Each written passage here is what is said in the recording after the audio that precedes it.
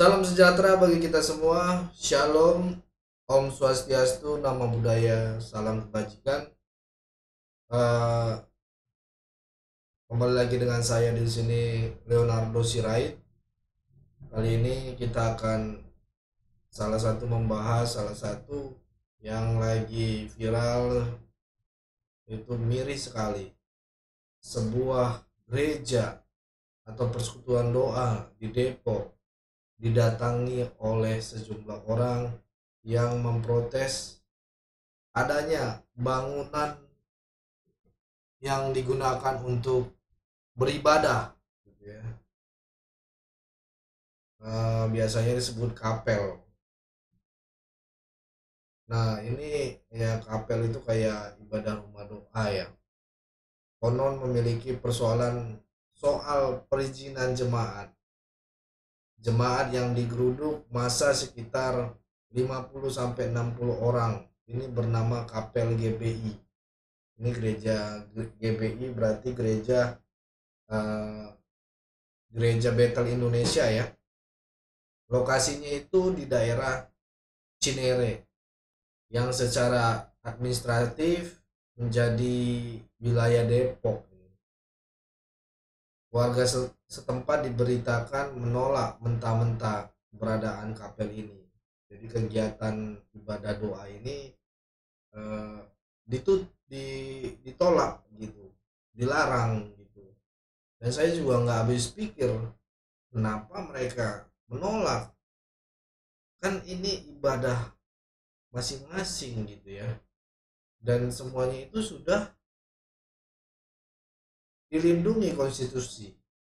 Kenapa masih seperti itu gitu, masih rasa kekhawatirannya seperti itu ya. Ada apa sebenarnya? Doktrin-doktrin seperti ini membahayakan, saudara.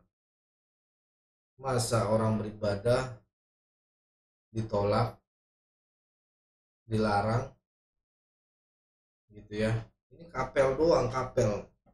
Jadi kita harus menyuarakan ini, kita harus angkat ini berita. Warga mengeruduk dan mendorong pagar kapal yang berupa bangunan ruko. Persyaratan administrasi yang dipahami oleh masyarakat yang mengeruduk adalah soal izin. Lagi-lagi izin. Izin lagi. Sudah dijelaskan bahwa untuk izin, mau itu bangunan, mau itu izin ini SKB 2 Menteri, sudah tidak melalui, harus ditempuh gitu, ke ke RT RW dan sebagainya. Saya bingung, warga-warga kok bisa terkontaminasi dengan hal seperti ini. Seharusnya warga nggak ada respon begini gitu, nggak ada kepikiran kenapa harus menolak gitu. Ini bahkan warga yang khawatir gitu, kenapa gitu, saya nggak habis pikir. Alasannya persyaratan administrasi yang dipahami oleh masyarakat ini adalah soal izin. Kapel ini merupakan dianggap gereja, dan karena izin sesuai dengan SKB 2006 harus memenuhi izin dengan prosedur tertentu. Orang ini kapel kok malah dianggap gereja. Pihak kapel konon sudah meminta izin, namun izin yang diurus mungkin bukan izin mendirikan gereja, karena kapel bukanlah gereja dalam perspektif Kristiani. Emang bukan gereja, itu cuman sebuah wadah atau persekutuan gitu, atau bahasa awam ya, perkumpulan mungkin ya. Ya, saya Kristen, situ Kristen, ayo kita berdoa di sini gitu. Ayo kita, ya sama aja kayak reuni kalau menurut saya. Ya, reuni kan kadang ada nyanyi-nyanyi juga kan gitu. Kadang kita karaokean gitu. Ya wajar lah menurut saya ya. Ini pemikirannya entah sampai mana gitu loh. Peristiwa ini menyebabkan reaksi dari berbagai kalangan, tidak hanya dari pemerintah daerah Depok, namun juga pemerintah pusat. Bayangkan loh, masih harus diedukasi pemerintah daerah. Jangan-jangan kelas Depok ini kelas-kelas yang intoleran gitu ya. Namun juga pemerintah pusat. Tanggapan Kemenak Yakut Koli Komas cukup simpatik. Dia mempersilahkan kantor Kemenak setempat untuk dijadikan tempat ibadah. Itu kementerian loh, kementerian aja bilang ya udah pakai aja nih kantor gua, kalau lu nggak bisa dilarang sama warga lu gereja beribadah, pakai aja nih kantor Kemenak. Sampai begitu loh Menteri Agama Yakut Koli, karena dia udah capek dan bosan ngadapin perihal-perihal seperti ini.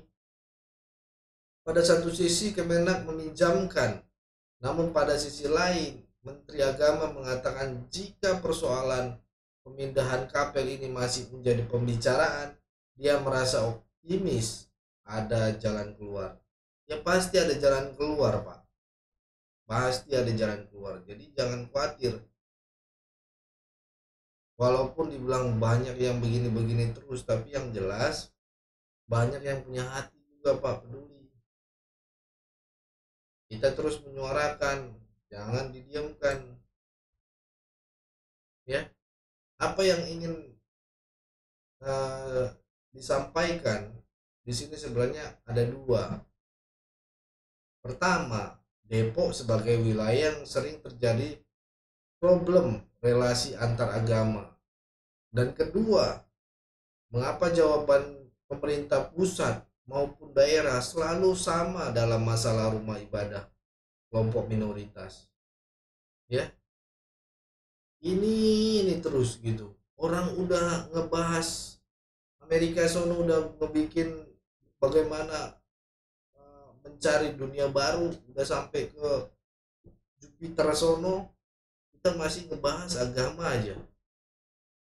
Orang-orang udah nyampe mencapai robot untuk menjadi SDM, kita malah agama lagi. Kekhawatiran orang pindah agama, kekhawatiran orang pada mualaf, murtad dan sebagainya.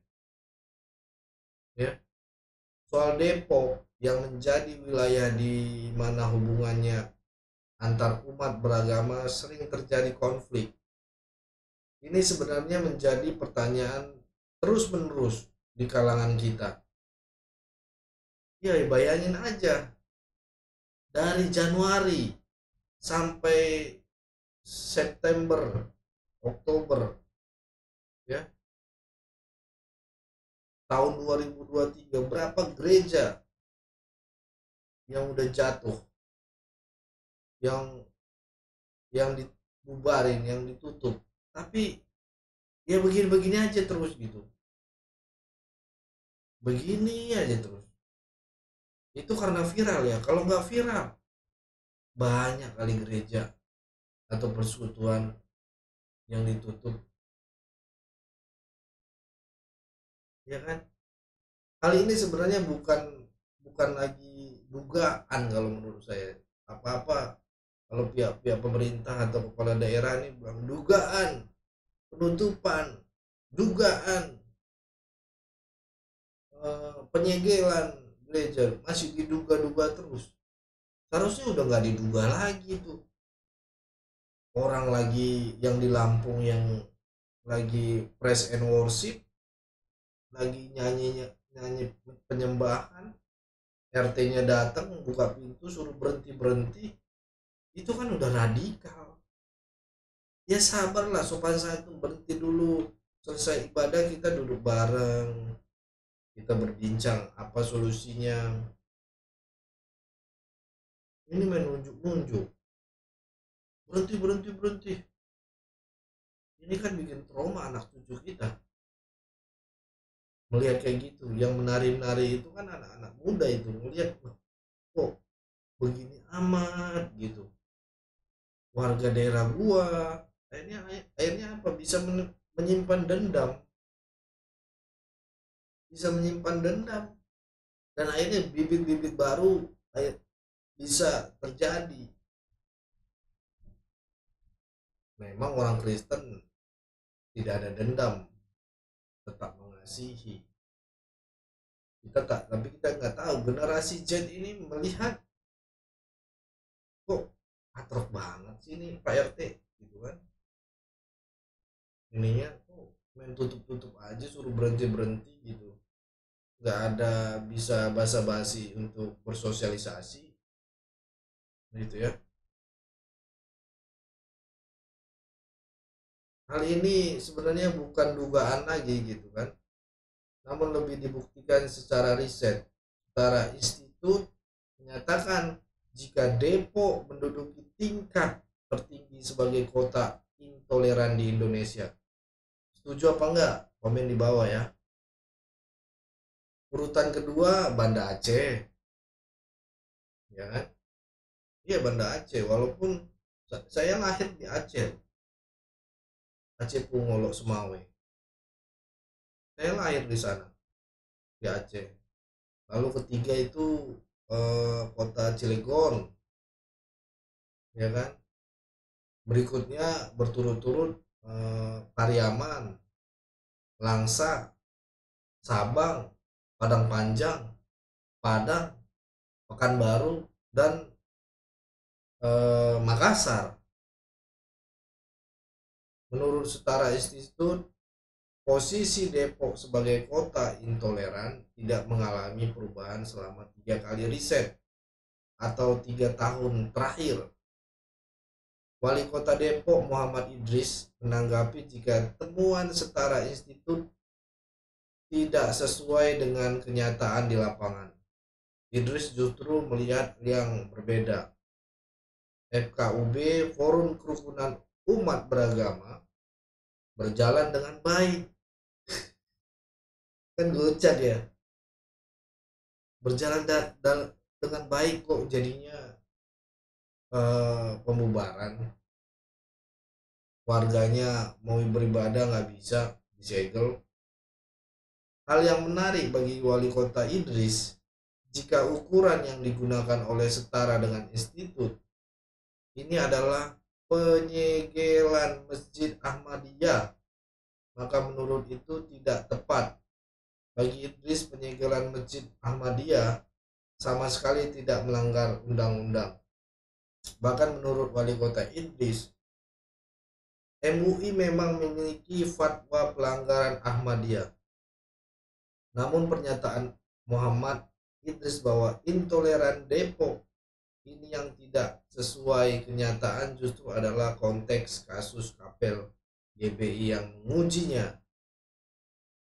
Apakah memang benar jika kota Depok itu intoleran? Nah, ini agak miris ya. Muhammad Idris dalam pernyataannya mengatakan janganlah kasus Kapel GBI ini dikait-kaitkan dengan status Depok sebagai kota paling tidak toleran sebagaimana dinyatakan oleh Setara Institut. Namun sekali lagi, mestinya jika kota Depok baik-baik saja, maka kasus-kasus seperti yang dialami oleh GBI tidak pernah terjadi atau terulang lagi. Bahkan menurut Muhammad Idris, masa yang datang ke Kapel GBI ini bukan mau menyerang atau menyeruduk, namun mereka ingin melihat saja. Melihat saja gimana, dirame-ramein. Melihatin nggak ada itu melihatin aja, dikerumunin aja itu udah bikin orang uh, responnya kekhawatiran, Pak, ya kan? Dari pernyataan ini terlihat bahwa Pak Wali Kota ini membela warganya yang diberitakan mengeruduk kapel tersebut. Iya dong, jelas itu membela. Kok dibilang cuma ngeliatin? Orang beribadah ngeliatin, orang ibadah lagi doa diliatin, ya kan? namun dia tidak membela warga yang terancam hak ibadahnya. Ya jelas, udah jelas itu. Masa seperti itu? Depok cocok ini kayaknya Kesang nih, Kesang. Tapi sayang dia nggak maju ke sana. Kemarin Pak Jokowi udah bilang bahwa Depok satu ininya nggak jadi. Tapi yang jelas ini wali kota sudah melebihi batas ya. Dia tidak membela sama sekali warga yang terancam hak ibadah itu ya.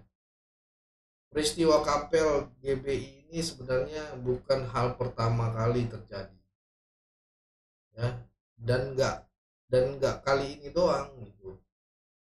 Di Depok ada peristiwa serupa tahun 2022 di mana dugaan tindakan diskriminatif pada siswa SMA Negeri 2 Depok terjadi dalam hal yang kegiatan rohani Kristen. Jadi kayak kakak kecil lah gitu ya mereka ya. Nah itu anak-anak muda gitu. Peristiwa ini kemudian diakhiri dengan surat pernyataan pembina rohani Kristen yang menyatakan jika tidak ada diskriminasi di SMA Negeri 2 Depok. Jadi jika Setara Institut menobatkan Depok 3 kali berturut-turut sebagai kota intoleransi, itu menjadi terasa masuk akal jelas. Karena udah terus-terusan terjadi gitu. Meskinya peristiwa-peristiwa intoleran yang sering terjadi di Depok dan ditambahkan dengan penyematan secara institut bahwa Depok sebagai kota paling intoleran menjadi hal yang perlu ditanggapi oleh pemerintah kota. Seharusnya pemerintah kota harus lebih meninjau lagi, lebih paham lagi, lebih memantau warganya. Meskipun demikian, saya melihat warga bahwa wali kota Depok nampaknya tetap beragapan bahwa kotanya tidak seperti yang digambarkan oleh Setara Institut. Sudah barang tentu yang digunakan oleh wali kota Depok adalah perspektif pemerintah atau penguasa setempat. Sudah barang tentu itu hak pemimpin pemerintah gitu kan daerah Depok untuk menjawab ke publik soal anggapan Depok sebagai kota paling intoleran.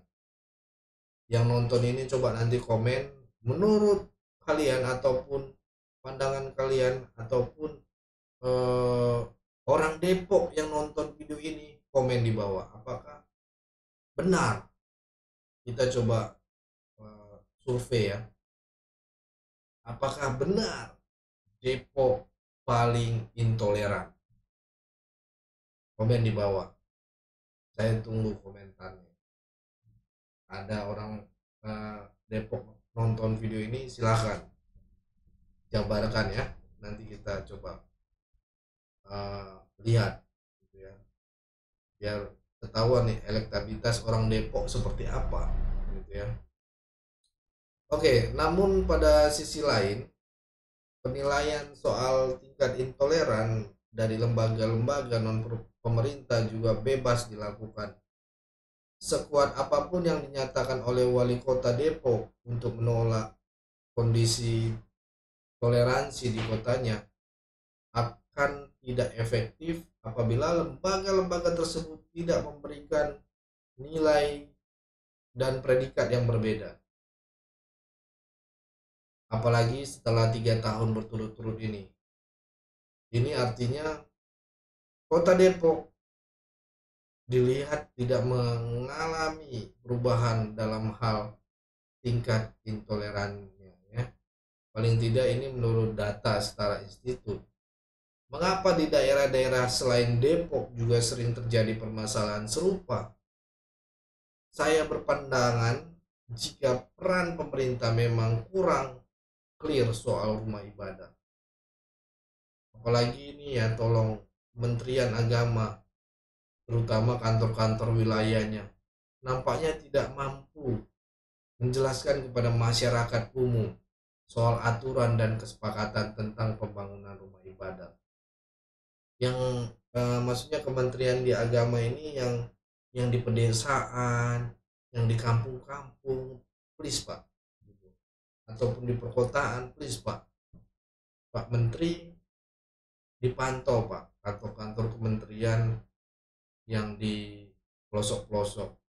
Tolong diberikan penjelasan, edukasi tentang bagaimana perizinan, SKB 2 Menteri dan sebagainya pada rekan-rekan kementerian yang ada di pelosok-pelosok Kementerian Agama, sehingga di kalangan masyarakat itu tidak timbul persepsi yang salah soal rumah ibadah, gereja, persekutuan gitu ya. Belajar dari kasus Depok ini Pak. Masyarakat menganggap bahwa setiap ruang yang dijadikan sebagai tempat ibadah, rumah, kantor atau lainnya, ruko, mall, itu dipahami sebagai rumah ibadah Pak. Padahal kapel dalam definisi kalangan Kristen itu bukan gereja, atau bisa dikategorikan sebagai bukan rumah ibadah resmi. Masyarakat awam sudah tahu Pak, harus tahu mereka. Tentunya banyak tidak memahami masalah seperti ini karena urusan sehari-hari mereka saja sudah rumit gitu ya. Pengetahuan akan agama orang lain adalah hal yang mewah bagi mereka karena mungkin mereka anggap hal ini bukan bagian dari kebutuhan pokok mereka. Siapa yang bertanggung jawab akan masalah ini kalau terjadi kayak gini, apalagi sempat terjadi korban, tidak ada pihak lain selain pihak pemerintah dalam mengambil langkah. Kementerian Agama dalam ini bertanggung jawab penuh untuk menjelaskan hal-hal seperti ini, untuk memberikan edukasi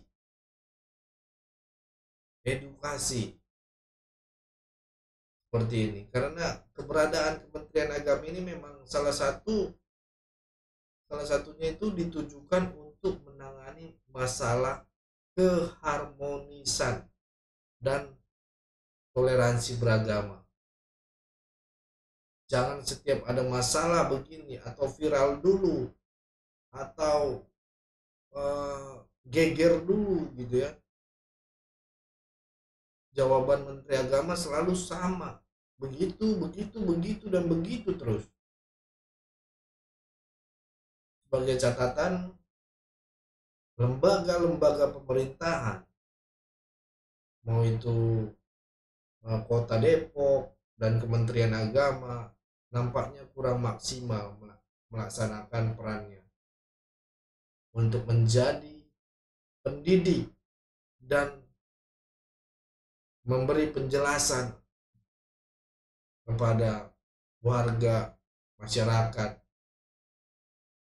ya. Masalahnya yang rumit tentang keharmonisan mulu dan toleransi umat beragama.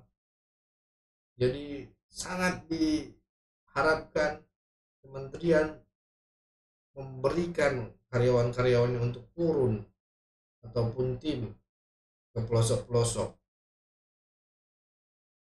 memberikan edukasi kepada warga-warga yang tidak memahami toleransi dan sebagainya, hanya tahunya perizinan.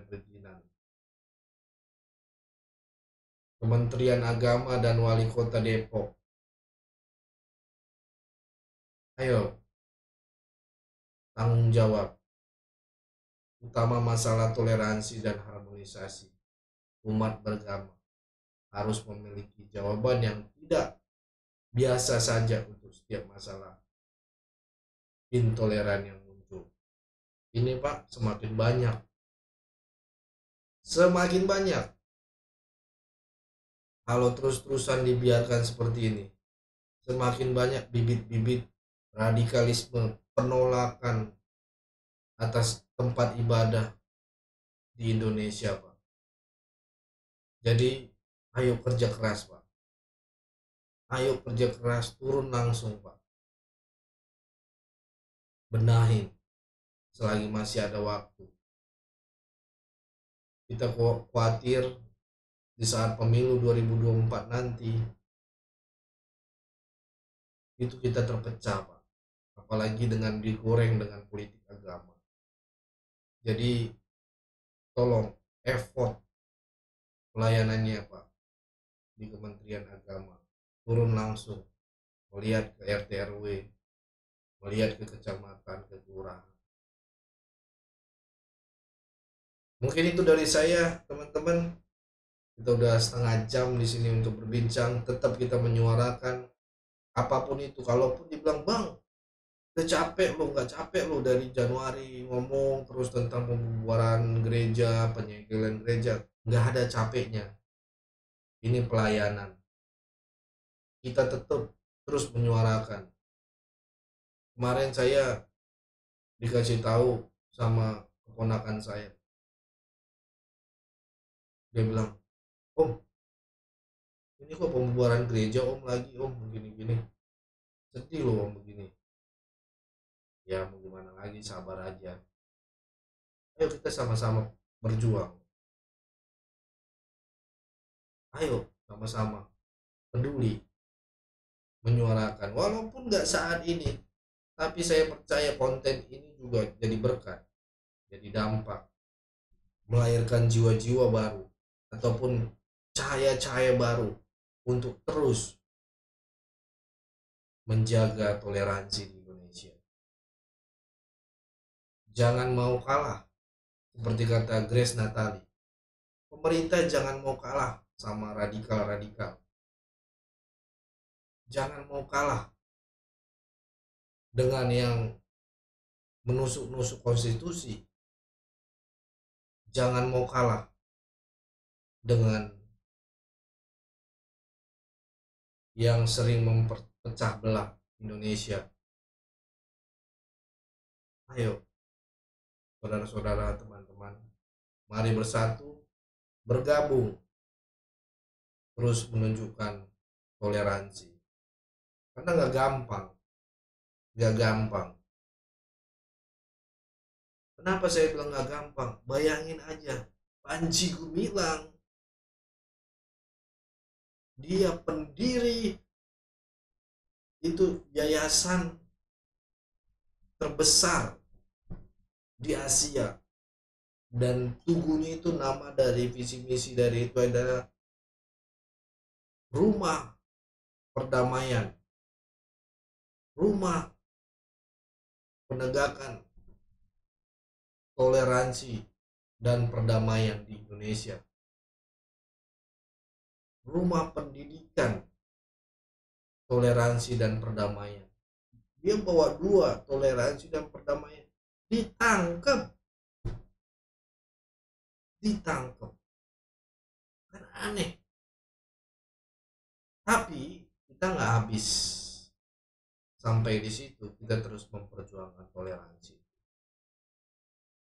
Saya aja memperjuangkan toleransi berat, apalagi Panji Gumilang memperjuangkan toleransi dan juga perdamaian, ditangkap.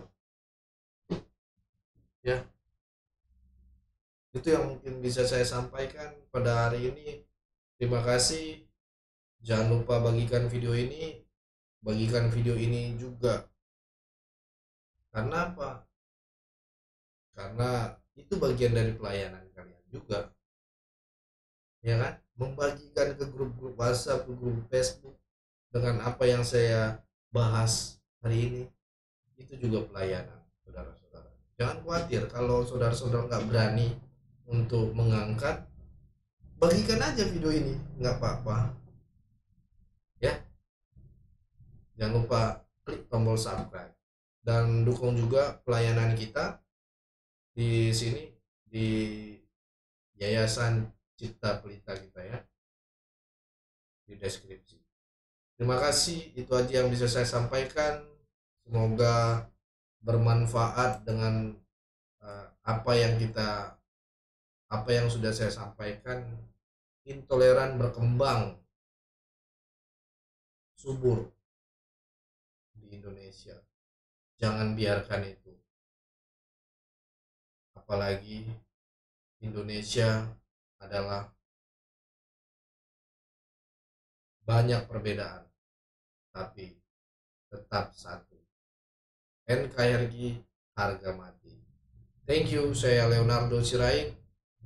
God bless you all.